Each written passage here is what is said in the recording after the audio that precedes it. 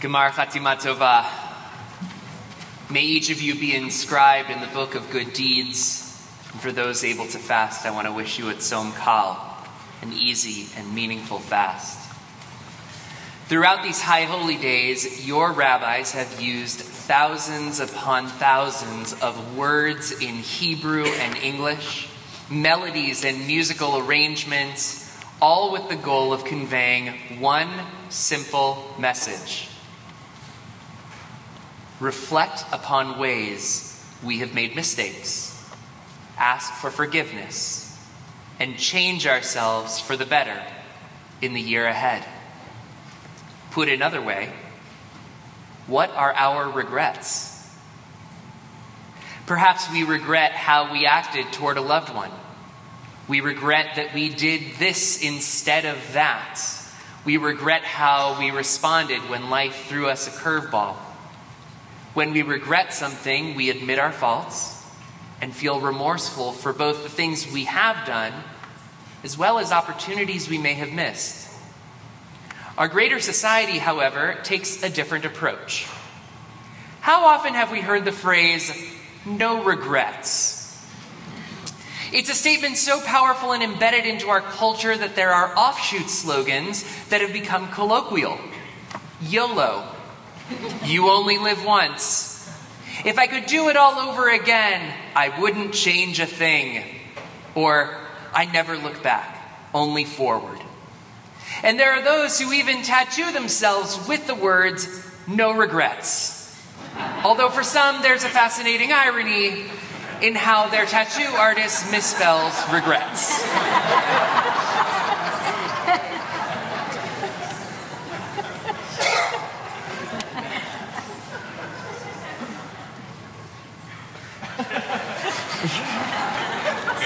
You can't make this up. My favorite take on regrets came from the funeral I did a few years ago for a man who was 100 years old. Shortly before he died, a newspaper interviewed him and asked if he had any regrets. Yes, of course I've had some regrets along the way. But the good thing about living to 100 is that you forget what they were. What is behind this mantra of no regrets? Why has it become so pervasive? I believe it's because of a broader issue. We don't like talking about things that make us feel uncomfortable, embarrassed, or even shameful.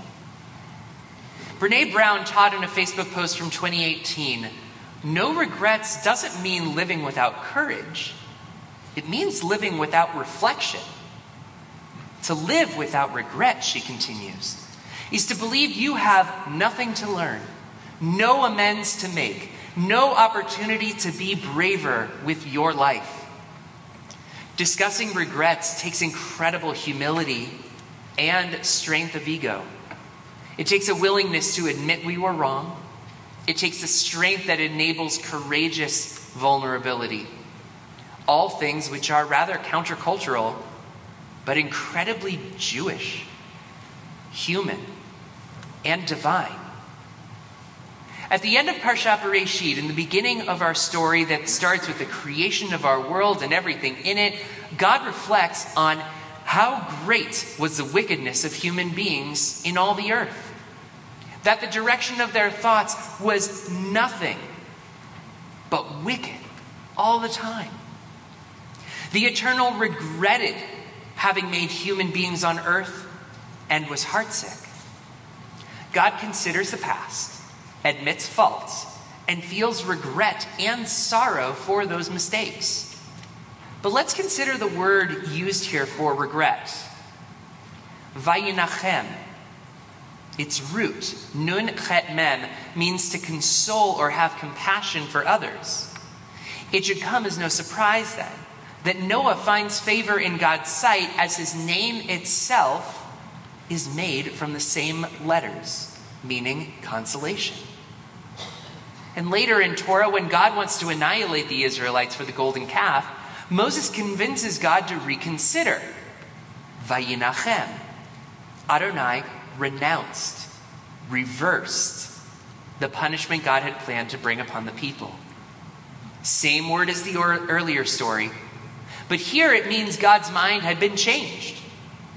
In other words, admitting our regrets can lead us to shift our course and see things in a different way, and hopefully, eventually, bring us wholeness and comfort. No one admits mistakes because it's fun. We reflect on our regret to release the pressure on our souls, to comfort ourselves and those we love with humility. And if we happen to be on the receiving end of someone else's expression of regret, we can recognize their bravery by responding with comfort, grace, and compassion, which is exactly what we ask for from God when we offer Avinu Malkeinu, which we will do shortly. We say, Avinu Malkeinu, answer us with comfort, for we have many regrets. Help us through charitable acts and loving kindness. Rabbi Aaron Alexander of Beth Israel congregation in Washington, D.C. writes, "This is a time of year when we remember, especially, that we are far from perfect, that our actions or inactions, deliberate or intentional, have caused others or ourselves pain and heartache. And this is the time of year that affirms, it doesn't have to remain this way." During the High Holy Day season, we face our regrets head on, learn from them, and grow from them. Judaism says we should not hide from our regrets, even when our mistakes are from many years past.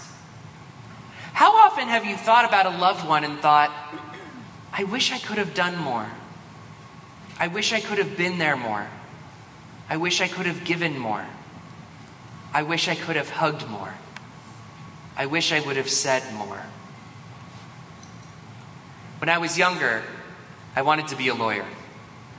My grandfather, who we called Papa Mike, had been a lawyer, and in the spring of 2000, he called me up and said, we should get lunch sometime, just the two of us, and talk about the law. But in the whirlwind, which is 8th grade, I never followed through. And then, that summer, I was awakened one morning by the camp director, telling me my parents were on the phone. Papa Mike had died, and we would never be able to get lunch sometime, just the two of us, and talk about the law. I regret not taking him up on his offer, though it's also worth remembering that having regrets doesn't mean that we will always get it right the next time the situation presents itself. I still misplace priorities, and I still regret it when I do. And to amplify what Rabbi Navarez taught last night, if we continue to measure ourselves against a state of perfection, we would never escape our own inadequacies or deficiencies, leaving us eternally wounded. The difference between having regrets and living in regrets is determining whether our pain and reflection can be productive and encourage us to change our ways, or whether it sends us spiraling, striving for a perfection we know we can never truly attain. Yom Kippur itself offers us a way of visualizing our limited time of doing teshuvah, of righting our wrongs, beginning on Kol Nidre. Rabbi Richard Levy of blessed memory taught that the Hebrew word we use for our ark, aron, is used in rabbinic literature in the context of the Holy Ark, as in the Aron HaKodesh found in the temple in Jerusalem and synagogues today. A good and learned person's soul can also be an aron. But aron can also mean coffin. So when we take the Torahs out during Kol Nidre, we are meant to literally be looking at our own mortality in the face, our own empty coffin. We are meant to consider what regrets we have in life as we face the grave. Then, at Ne'ilah, when we also stand before the open ark, it is filled with Torah, Atzei Chaim, trees of life, On Yom Kippur, we see our mortality and reflect on what life brings us and how we respond to our life and our regrets. Each holiday season, we reflect on our regrets. And while they are not meant to hold us down, Judaism teaches us that it is okay to have regrets. It is okay to work with them rather than letting them work us. Indeed, just as the Aron is filled with life, Torah, and the potential to rise again, the High Holy Days are about moving on from regrets, rather than holding on to them, as we ritualized just a week and a half ago at Tashlich. When we let go of the bread, we also let go of the hurts, the emotional weight, the regrets. In letting go, we are made whole. We are at peace. We achieve a sense of shalom. In the days of awe between Rosh Hashanah and Yom Kippur, we have the opportunity to make amends with three groups: with others, with ourselves, and with God. But Judaism also allows us to let go of regrets with an often forgotten group: those who have already died. The Kippur Avot ritual, which is done between Rosh Hashanah and Yom Kippur, and you may have participated in, invites us to visit the graves of our loved ones as we ask for and offer forgiveness of those who can no longer ask in person. At the conclusion of Kol Nidre, we quoted the book of Numbers, Vayomer Adonai, Salachti kidvarecha. And God responded, I forgive as you have asked. God understands that we have regrets, and God forgives us even in the presence of our own words. It is as if God is saying to us, I know what you want to do. I know what you are capable of doing. And I forgive you, even of the smallest vows, even of the smallest regrets. With this understanding of the role of regret in this season, we can ask ourselves, how do we have regrets without letting them consume our lives? Greg McEwen, author of Essentialism, The Disciplined Pursuit of Less, offers this frame: be present right now to what's important right now. Be present right now to what is important right now. Noted clinical psychologist Dr. Darlene Menini also offers, instead of criticizing yourself for that stupid thing I did, remember that you probably did the best you could with the information and perspective you had at the time. So with all this in mind, I'd like to suggest a nuance to no regrets. Instead, let's try saying, I am at peace with my regrets. It's okay to have regrets. And when we have regrets, we can also have some self-compassion, self-forgiveness, with the same nechama God and Noah offer. Regrets do not make us weak, but even more importantly, regrets do not take anything away from our life experiences. Poet David White teaches, to regret fully is to appreciate how high the stakes are in an average human life. Fully experienced regret turns our eyes attentive and alert to a future possibly lived better than our past. Put another way, our past informs our future. And reflecting on our regret should not override the full spectrum of emotions we glean from our past. In this afternoon's contemporary confession service, we will offer a new prayer titled Words of Consolation. In it, Andy Mayer, our incredible accompanist and composer, writes, I pray that my children forgive themselves for the things they regret, but learn with intention from the lessons of their lives.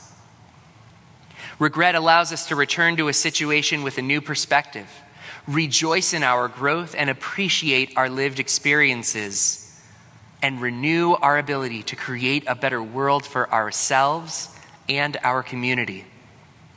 As we go forward from this Yom Tov, My prayer for all of us is that we can be brave, we can be courageous, we can be vulnerable, and we can find ourselves saying, yes, regrets. Chatima Tova.